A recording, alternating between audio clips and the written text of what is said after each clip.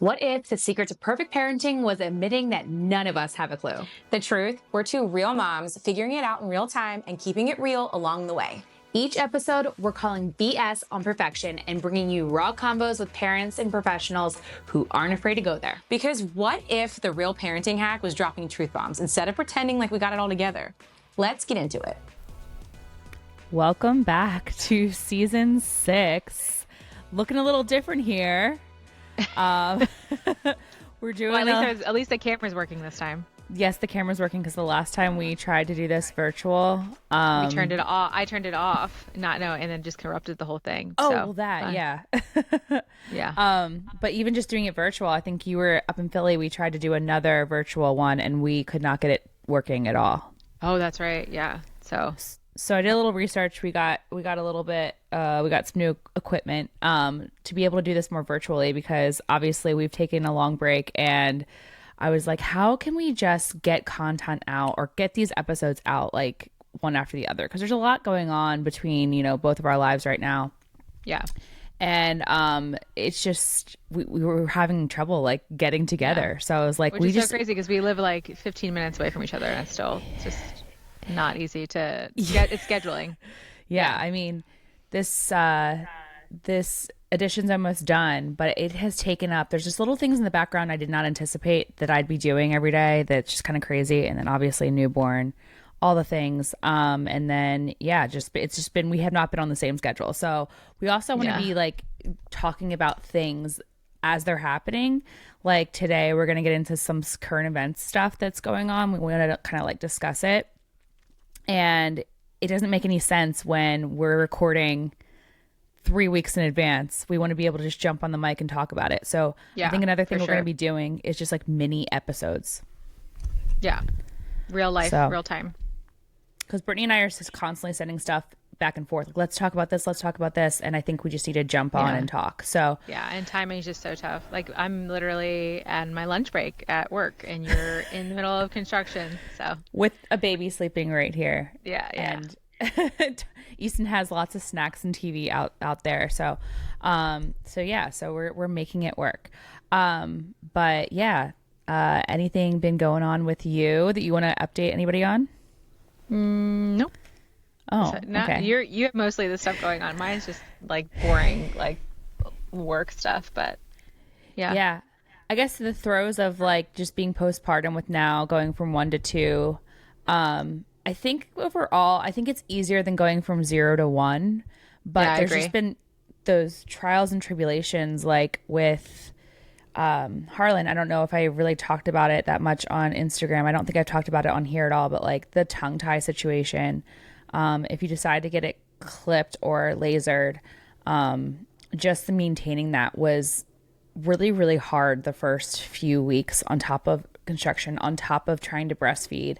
I felt like I was constantly like doing something to my child all the time, and it felt really hard to like connect with him. And I feel like now it was 6 weeks of that. Every 2 hours we had to do stretches. If you guys aren't familiar with it. But you have to stretch which is tongue. It's a little different with laser, but still the first 2 weeks of because my girls had laser tongue ties. It's still the first 2 weeks are just tough because it's the healing and the stretches and things like that, and they don't prepare you for like the stretches. No, and it's just an emotional roller coaster, truly. So that was really, really tough, and like just trying to balance all that. And we had family in town, and it was just like everything. And you would think with family in town, we'd be able to figure out babysitters and stuff, but it just didn't happen. No, but I think we had the same conversation when I had Lenny. Was that it's the cord like you're what's the word, like you're a little bit more calmer as in like a mom, like not everything the baby does like scares you. Yes. But the like splitting of time with the kids and then like like family, I don't think there was a moment where PJ was like, it's been 2 weeks and our house has been rotating. Yes. And you guys have construction. So plus that, yes. I feel like you guys also have like a crazy like schedule. Like the painters are going to show up because they're doing touch-up paint today. I think any minute now. Like, I don't know. Like, I don't know when they're showing up. I don't know when people show up. So they just show up. Like, if I have things scheduled, it's just like, it's kind of chaotic. because contractors are on their own time, so it's wild. But yes, we had lots of family, and it was just kind of like a rotating door, and it's like, okay, now I need everyone to leave so I can get into my routine. Justin looked at me last night. He's like, I need you to like get into a routine. I'm like, first of all, sir, like, I'm not trying to help you out. I need to help myself out and like figure out a routine for the kids. Like, go to work. But yes, just trying to kind of get into somewhat of a routine. I actually have an update for you. I don't know if I talked to you about this, but Harlan is refusing bottles now. Oh, well, that's like like par you. for course, because I think that happens a lot when you co-sleep, because they can just get it on demand. Yeah. Oh, is that what it is? Because I didn't co-sleep with Easton the first 3-4 months, so this is new to me. We actually took a really cool trip. For those of you guys don't know, I live on the lake, and we took our friend's wakeboarding boat through the lock system to downtown Nashville. And once I got downtown, I actually had to take an Uber back because he was refusing the bottle. So I was like, oh, okay, like, got to figure this out, because I'm not used to it, and I don't know how you do it. Why did you leave though? Because he wasn't eating. Why didn't you just give him the boob? Because I wasn't with him. Oh, you weren't with them. Oh, no, okay, we got. I wasn't meant. Oh yes, we scheduled 2 babysitters to watch all 4 kids. Oh, okay. We scheduled Sasha. You went by yourself with. Yes. Okay. And yes. The way you were first telling it made it seem like you were on the boat. So you were not on the boat. Oh, no. Yeah. Or you were on the boat. The baby wasn't with you. Yes. Sorry. The baby's usually with me on the boat, but we decided to have like a fun little birthday thing for Justin, and we decided to get 2 babysitters to watch them while we went downtown. Because it's just, I don't like bringing a baby on Broadway. That's just weird. Yeah. Well, I've done it because it was my aunt's 40th. So I think it's like, it's not ideal for sure. It's not ideal. It's just super loud, and just, also I wanted to have a little bit of a day, as well. So I had to come back, and that kind of sucked. But at the same time, like, I wasn't hungover the next day. So that was good. Yeah. I had to do that for my best friend's wedding, because Lenny River was a bottle refuser. And we even had gotten a Airbnb that was not even like 10 minutes away, just in case she needed me for anything. And they had called like right after the ceremony, like, she's losing her mind, you need to come home. So I don't think it's always the case with co-sleep babies, but I think it is a lot of times that, because they can just get it on demand. So there is no reason for them. And honestly, the boob is better. It totally is. It's just those situations. The only thing, and I don't mind exclusively breastfeeding, but the only thing that's kind of worrying me now, he's starting to wake up, it's kind of worrying me now, is that I have a surgery coming up in October, so I need to figure that out with pain pills or whatever. Yeah, I mean, unfortunately, like, if he is like refusing it now, then it's going to be a tough one. But they're not gonna intentionally starve themselves. Like, he's gonna be upset for a little bit, and then he's gonna be like, I'm really hungry, I'll take it. We ended up baby bird feeding River. Oh, like a syringe? Because she was like flipping out, and then she ended up taking it for like, if she had to take it, she would, but she would not do it otherwise. Hold on, I have a child. What's that, bud? Oh, we don't have any more, but you can drink your water. Remember, Mommy said she's doing a podcast, and I need you to watch TV and eat snacks, please? Yeah. Okay, can you go do that, and I'll be out there in a little bit? Yeah, I'm going to do a podcast. Okay, we can do a podcast after, okay? Can you go out there and take your juice? Okay, love you. He's such a big boy. Can you close the door? He is such a big boy. Oh my gosh. I know, River. The fact that River can understand what I'm saying too. She'll be like, "Hey, I'm okay, Mommy." I'm like, "Okay, well, I got to do this thing." It is nice to be able to be like, "Hey, I've got to do this. Can you do this while I'm doing this?" kind of thing. So we're entering that phase with the older one, but this one obviously is not going to get it. He's just staring at me right now. But he's quiet, so we're gonna let him go. You got that? I know you're talking about that boob. That's why. Yeah.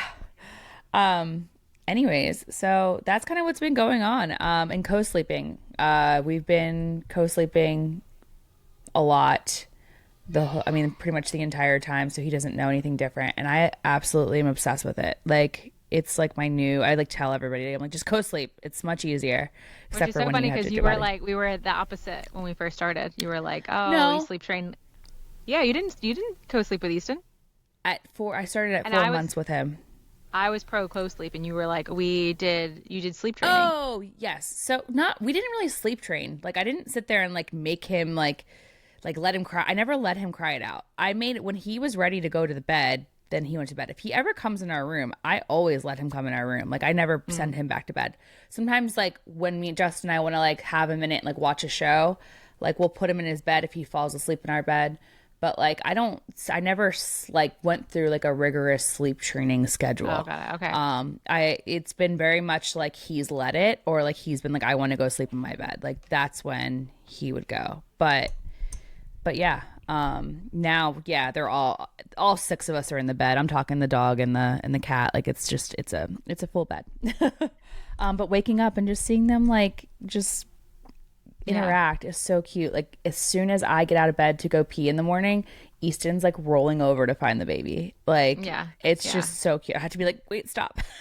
But Lenny and Lenny actually, River doesn't wake up before Lenny. Lenny will get up and just roll over and kiss her sister and wake her up. It's I love that. It's the best. It's the best way to wake up. All right. So we're going to get into some stuff because some stuff's been happening in, I guess, online and just in the media and in the world lately that we want to kind of just talk about. Brit and I were at the park the other day and we started to kind of get into it and we're like, wait a minute, let's just talk about this on the podcast. Yeah. Where do you want to start? I don't know. Do you want to just start with the Taylor Farms? Because I feel like that's like on its way out. The Chlorospora, whatever it's called. Chlorospora. Yeah, I was gonna say, how do you say it? The Chlorospora. Have you stopped eating lettuce? No, because I grow my own. Oh, there you go. And that's how we're going to talk about it. And then we just get it from the farmers or something. So that's it. Yeah, we don't really have to worry about that because we don't get it from the one of 7,000 places that it comes from. And that's kind of what I was getting into with you at the playground on this. Is like, it's not just Taylor Farms. Somebody I follow that's like a friend of mine was like, hey, just so you know, it's not this, it's also this. And I think it's like Aldi, Trader Joe's, some Whole Foods brands. And the thing was like someone was like, oh, thanks for letting us know, but nobody in the comment section was like, isn't that weird? Yeah. 90, like there's got to be like over almost 20 brands of stuff, and you're like, okay, great. So basically you're saying that one farm or one source controls all of this. So when one thing goes down, it all goes down. And that nobody's calling that out, which I think that's a strange thing is we talked about in the history of the United States, right? We've created, there were monopolies that were forming and there was regulations that were there to make sure that there was no monopoly. So like you can't fully own one business. So, but they've kind of like circumnavigated that, and instead of that they said, well, we don't really own it, we just have ownership of like the brand itself, but they maintain themselves. But in a weird way, they've kind of created their own monopoly. So again, kind of like how Pepsi bought like Siete chips, kind of thing. Yes. But for whatever reason, that doesn't make it a monopoly, but it really is, because they're controlling the sourcing of it, they're controlling the distribution of it, they control the pricing. Like I don't understand where that comes from, and when and where that becomes a problem for all of us. But I find it really strange that not a single person in that group was like, yeah, there should be something be done about the fact that this is coming from one source and of it's lettuce. Like they're also price gouging if you think about it at the end of the day, because like I'm going to show you, here's the 9 brands that Taylor Farms is under. I mean, you've got Taylor Farms, then you've got 365 Whole Foods, which is typically like organic, right? Trader Joe's, Simple Truth at Kroger, and then you've got Earthbound, Simply Nature, H-E-B store brand, Organics at Safeway, Good and Gather by Target, Market-Wise by Walmart, and then you've got Green-Wise by Publix. So it's like all the brands that Aldi. you're seeing. And Aldi. Like also, that's crazy. No, it's not on there. It wasn't on this one. Somebody in the comments was like, oh, don't forget Aldi's also included in this. Okay. But that's what's crazy. If you think about it, like Target, Walmart, Safeway, like all the major Trader Joe's, all the major places that people are collectively shopping, like as a group dynamic, I guess your popular trendy shops that you're going to are all affected. Yeah. You know, and that's what's scary to me.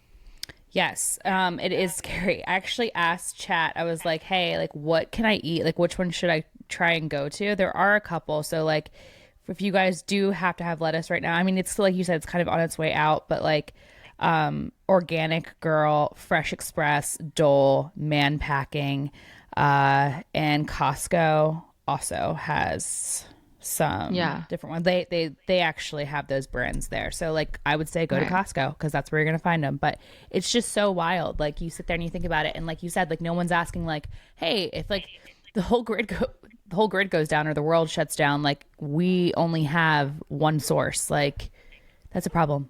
So yeah, same. And the meat industry is no different, right? Like you and Boar's Head has a listeria breakout, or because these things happen all of the time, and no one. And one of the biggest things that we've learned is that it's the regulation of these. A lot of times, these farms are doing both, right? So the whole idea of listeria or even E. coli breakouts came. There was a farm that I guess had cattle, and the cattle had a trench, and that trench was water that was feeding the lettuce. So you're like, oh, okay. You know, I think right now we're getting into an age of bringing back regenerative farming and bringing back local, I don't know how much Bill Gates has to say about that, but right now, especially here in Tennessee, like we do farmer direct now. We work with our local farmers, and I can't tell you the last time I bought meat from the grocery store. Like it just, obviously like a couple of takeouts here and there, but for like general meat at the grocery store cooking for my family, I'm not buying it from the grocery store anymore. It doesn't feel right at all. It doesn't even look the same. It doesn't even look the same. The taste is different. Looks completely different.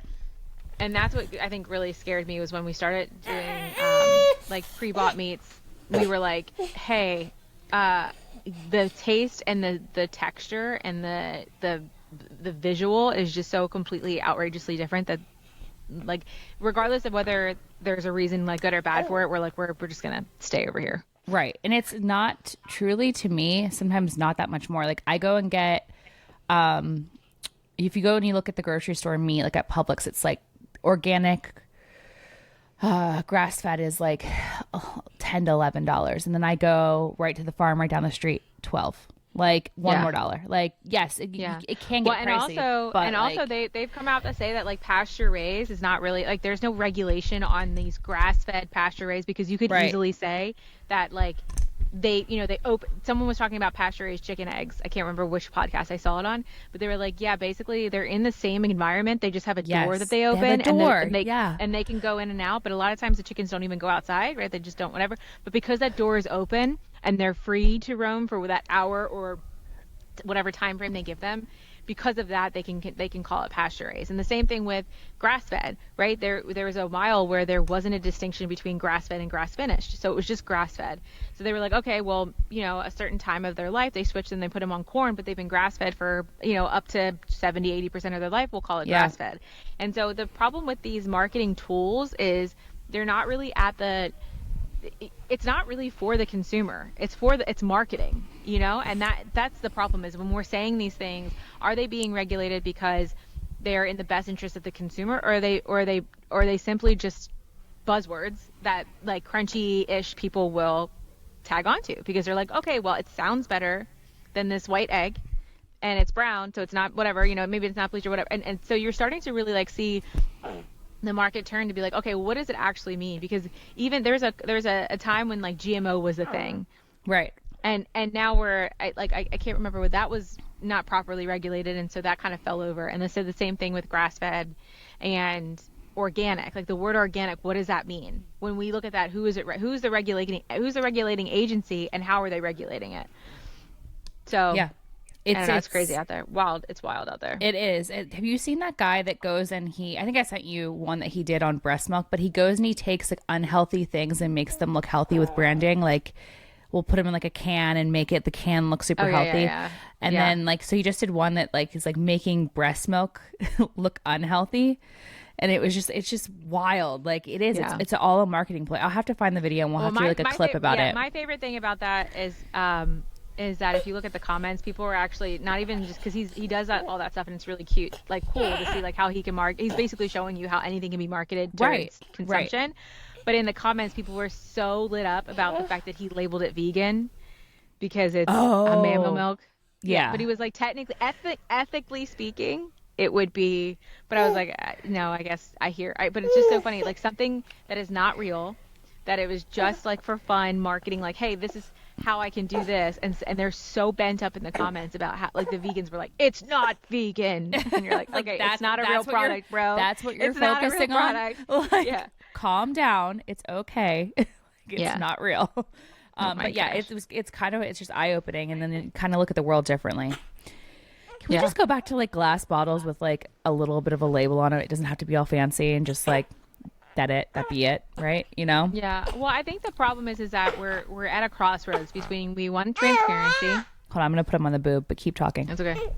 You know, the problem is that we want transparency, but we also need it to we need it to be simple. So you're like, okay, the glass bottles are great in tact, but then you're like, okay, well, I need to know what's in it. So we're at this like need for information, but then the information overwhelms us. And then when you get that information, then people are deep diving that information anyway, and they're finding the craziest thing. So it really comes down to, no, we need a full FDA rebrand of what is acceptable for human consumption, because half the things that are on the market are just not good for us. No. Not at all. We need the European standards, at least, I think, is the first step. I love the hair grab. The hair grab is constant. Like, he's like so afraid that I'm going to leave him or put him down that like he immediately, as soon as he attaches to me, it's immediately hair. Yeah. It's so cute though, but it also... Oh, is it? Are you sure it doesn't make you so weird that you want your baby to be so close to you and like need you? Oh, nice segue. Nice segue. So we're going to get into this one. Here, I'll just go ahead and show the clip. I just think homeschooling is a bad idea from soup to nuts. I don't care if you're a nuclear physicist. I think it's just weird as that you want your kids around you all day, every day, and all night. This is trickle-down stupidity. This is MAGA on steroids. This is MAHA. This is tradwife. This is unvaxxed and unjacked and all that shit. This is the worst, and this shit is... America has a crazy Christian problem. We have a fundamental crazy Christian problem. I just think there's you missed my favorite part. There's so much wrong with this whole thing. Yes, we can get into it more. Oh, it drives me nuts. So every time I watch it, I just want to be like, you thought you fucking ate, bitch. Like, I cannot handle, like, they think they're like, this is a problem with people who are self-critical thinkers. Like, when you're like, oh, I pride myself on being a critical thinker. When you box up people like that in one foul swoop, you cannot call yourself a critical thinker, because and people in the comments did the same thing, because you just took 7 different things and you put them in one box, and you called this you basically said, like, okay, so all unvaxxed people homeschool, all vaxxed people don't homeschool, okay, so all Christians are unvaxxed, right? Like, which one is it? Because you literally boxed an entire person. And we'll get to that in a second. The thing that drives me nuts is the first girl, and we didn't even go through the whole thing that really bothered me. And there's a part in there when she talks about I think it's weird that you want your kids around you all day, all night. Okay, fine. You know what? People get touched out. I totally get that. No drama, no whatever. And I think we, as a Truth Moms podcast, we were like, hey, we don't judge. Look, if you're like you're totally, there's 1,000 people in your house and you need a minute and you want to go down Broadway on a boat. Yeah, like, and you know what I mean? Like, we like, all get like Brittany, you don't get touched out. I do. But right. Like, that means like, hey, I need to go take 15 minutes and go lay down in my bed while my kids are out in the living room watching a show. Like, but I think that instead of like thinking that either one is weird or wrong or whatever, we're just like, okay, cool, like, that's how you mom, and that's an acceptable, and we love you through that. Even like, we don't have to understand or like totally empathize with it, but we respect each other. And it was just such a disrespectful stance to say, like, you're weird if you want to be around your kid 24/7. Also, right. if I'm that kid, if that's my mother speaking, like, that woman has children. That's what I was like. I literally would be like, okay, like, good to know. The second part of that we didn't show is where she says, I would have gotten on my hands and knees, strapped them to my back, and crawled to take them to school to get them where I was not. So, okay. Insane. So me wanting to be around my kids is weird, but the fact that you would go through such extremes to get your children away from you, that super dramatic, visual, that's not weird. You're it's not literally weird. going against every maternal instinct that, like, God, I'm sorry, Christian take here, that God enabled you with, right? That God enabled you with, just like, even if you don't believe it, that science enabled you and gave you, and you're going against all of that, like, that's weird. Right. That's weird. Like, maternal instinct is not even it is not even a biblical concept. It is a natural mammal concept to take care of your young. So, like, again, if she would have just like, hey, I personally don't like being around my kids, that's great. But to think that people who, because you homeschool, and also, like, where do you get that homeschool moms aren't touched out? Do you know Do you know how much harder it is to have your kids around you 24/7? It is sacrifice.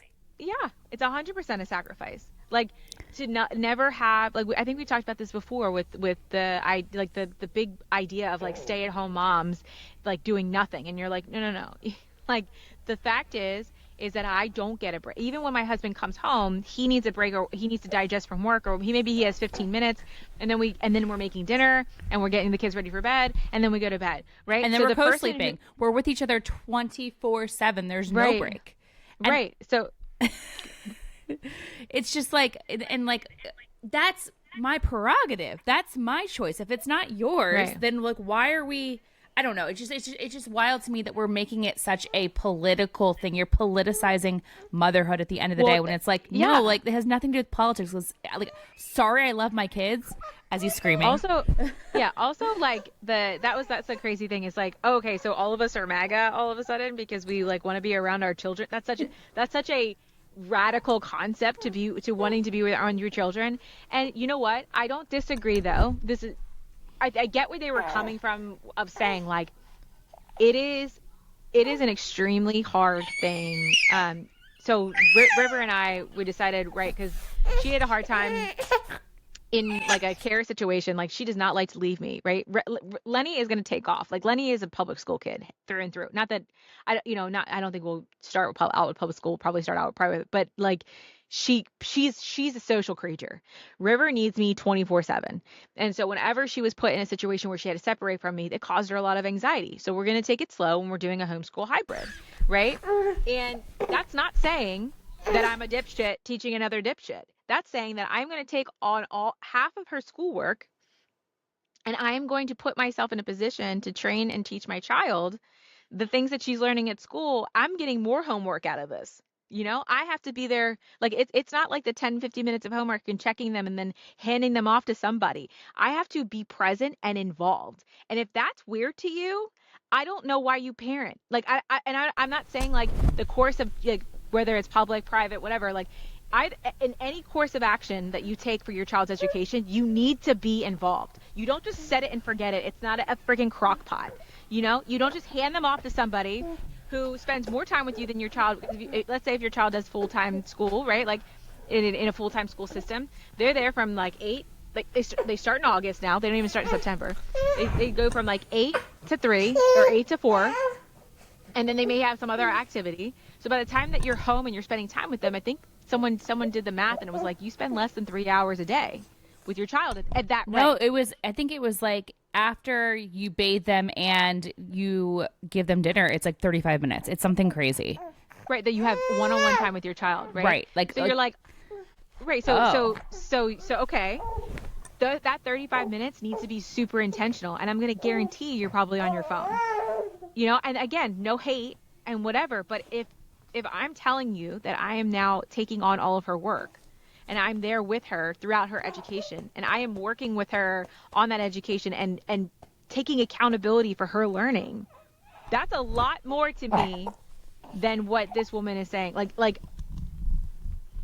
because I'm involved, I'm weird. 100%. Because I'm involved, I'm radical. Right. Because I'm involved, I'm gonna vote one way or the other. Like, right. What? No, it makes no sense. And something that I was thinking about was that, like, I personally went to private school, and the way that they modeled the private school is, like, you learn on your own, like, read, critical thinking, like, you know, reading comprehension, go answer this. Like, you learned a lot on your own. Hold on one second. So also, I just seen another clip of this lady. Like, she's very politically one way, and it's very easy to read her, which is it's so funny when you call someone out for being just politically engrossed, and then the person that's doing the call out is politically one way themselves. Right. And she said something in a different topic, but she had said something that immediately I was like, you know what, I'm turning you off. I'm done. You're done. You call yourself a critical thinker, but you're in this clip. She had said, I was trying to figure out why everybody was against or something, and then I realized my husband said everybody I hate likes X, so we must do the same thing. Well, that's not critical thinking at all. So just because everybody you hate likes them means that you don't like them. Right. That seems pretty on par with not critical thinking. Right. Like not being able to step outside your box, look at other avenues, like saying, oh, you can take a little bit of this, a little bit of that. I like this. I like that. Like that's what's missing these days is that people can't take a little bit. They're just identifying, or they want to identify people or put people in a box. That's the problem. Right. But no, religious or not, the crazy Christian problem. I was like, that was crazy. Crazy Christian problem. So again, because I'm gonna guarantee she has said something somewhere along the lines of like the supremacy comment. I know it's gonna come out somewhere if it hasn't. And then someone had said the same thing there because they built on that, and they're like, okay, well then you're leaving out a whole marginalized group in faith, right? Yes. Because everybody who believes in Jesus isn't white. Like, right. In fact, some of the biggest belief systems come out of Africa. So I'm not really sure where that like thought process comes from. Now, weaponized incompetence when it comes to religion, I agree. I think people use and have used, including our current government, have used faith in the wrong way for power. 100% agree with that.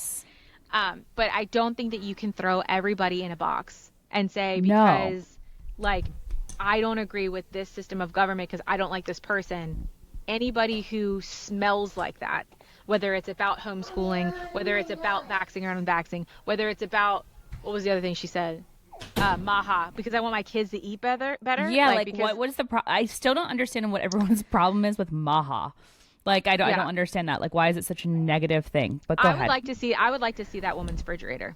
Because everybody that says stuff like that, then you don't buy organic ever. Yeah, you're not allowed. Like, you're not allowed. Don't Frosted do it. Flakes for you, lady, for the rest of your life. There you go. Yeah, like, you can have Fruit Loops. Yeah, like, Fruit Loops all day. Fruit Loops all day. Like why don't you eat some hot dogs? Yes, there's kosher ones. Right? You know, like you're like if you're gonna be like. If you're gonna be that way, also I guess you wouldn't like kosher either. I guess you would, because that's technically religious, right? Like it's like you know, at the end of the day, if we're gonna throw out like those kinds of like radical like statements, then you must be completely the opposite. Like you must eat nachos every day. Yeah, so with the cheese. The whole with the cheese, which sounds really good, honestly, because I love that. But like, just the whole entire clip was just, at the end of the day, so hateful and hypocritical and aggressive. It was wild. And I want to go back to something that you were talking about before I got interrupted by this little guy. But like one thing that I thought about with homeschool is that like the reason why I'm doing it with Easton was because I did, you know, like I said, like I learned so differently. And I asked my dad, like I was a junior in high school and I had gone to private school my entire life. Junior in high school, I asked my dad, I'm like, hey, I want to go to public school. And I'm like, I'm going to purposely fail these classes if you don't send me. I'm tired of this. I don't belong here. I don't fit in. This is not how I learn. Went to public school, was in all AP classes, got A's across the board. I think like because I took AP classes, you get like extra points. I ended up with a 4.3 GPA, which is wild. That's just how I learn. The way that they taught, I was able to do it, whatever. But I know that I know it's very different nowadays. I know that they're just putting kids on iPads, which that's fine if that's what you want to do. That's not the path that I'd like to choose. But the reason I want to homeschool Easton is because we think very much, like we're very much neurological twins like you and River. And the way that he processes information, I'm watching him, he's very much like me. So who better to teach him than me? Like that knows how his brain works and how he learns and how to teach him things. At least at this grade level, like I can handle some ABCs, some colors, some reading. Like we can go there. When we get to like algebra, maybe we'll have to like hire a tutor out, or maybe he's going to school by then. But like, who better than your own mom that knows how to teach you? You know, I think we talked about this before too. Is that the stigma of like homeschool, like when we were kids, was totally different because. I will say that there maybe needs to be more standardized like system, and I think there must be state to state for the homeschooling. But you know, when we were younger, there wasn't the internet. Right. So any mom who was homeschooling was pretty much had to find resources on her own. So you had to be extremely resourceful. Nowadays, there are entire plans that you can buy that, you know, whatever. And so it's like, is there a difference on education? Yes, but everything should be individualized anyway, right? Your healthcare should be individualized. Like there should be a standard, like, hey, here's the grade levels and this is what is appropriate to learn is like, you know, this level math or this level science, right? And then you go up from there. But as far as taking the time to understand how someone learns, and again, as a parent being involved or co-parenting with your teacher, sorry, River tells me to. But yeah, so I definitely think that I think that we have to stop. Like it's just so judgy, man. It was just, and it was so crazy is that they posted that thinking that it was going to be like well received, and it was not. And maybe it did eat for their side, but like... no, it didn't. It didn't. Oh, it didn't. Okay. No, in the comments they were like, "We're definitely the same political party. I homeschool, but I vax, or like I vax, but I homeschool, or like I think that like I'm definitely not MAGA, but like I believe in all the other concepts. So like you're like, or even people even worse. People are like, my child has special needs and they can't be in the public school system, right? Because they need extra help, and where we live is not available to us to have those resources. So I have to take that on. That's what you're cutting out, is that there are so many different circumstances in which that works. Now, can someone abuse it? For sure. Someone can totally abuse that. But I think that's again where standardization comes from, is like, how do they maintain that? How does the state like check in with the families to make sure that kids aren't being abused? I get that. But kids are being abused in situations where they're in public systems anyway. Yeah. Agreed. You know, that's why bullying is, there's like anti-bullying campaigns are crazy. Like that's why it was like no kid go home's hungry. Like, so really, if you're going to be a bad parent, you're going to be a bad parent no matter what situation you're in, whether or not you have unfettered access to their education or not. Yeah. Easton, I think that's a different story for a different day. Easton, close the door. This is going wonderfully. That's great. I got to get going anyway. No, you're good. My lunch break's up. Oh no. Yeah. All right. Well, look, we're gonna wrap it up there. But excited for this season because it's going to be utter chaos, because we are just going to do clips like this. We kept saying under construction. This is just going to be free flowing. It's not going to be scheduled every single Wednesday. We'll get an episode out every week. Try and get an episode out every week. If we don't, we don't. Maybe you'll get 2 in a week. Like, we're just going to try and keep up with the timeline. Can he stop opening and slamming the door? On that note, he can't. On that He's like, note, Mom, we're done. We're done. We're done. Over it. Yeah. And see you later. Thanks for tuning in to Truth Moms. Remember, mamas, the truth starts at home. If you enjoyed this episode, don't forget to subscribe and leave us a review. It really helps us reach more moms like you, and plus, it's free. Until next time, stay strong, stay curious, and we will keep dropping those truth bombs.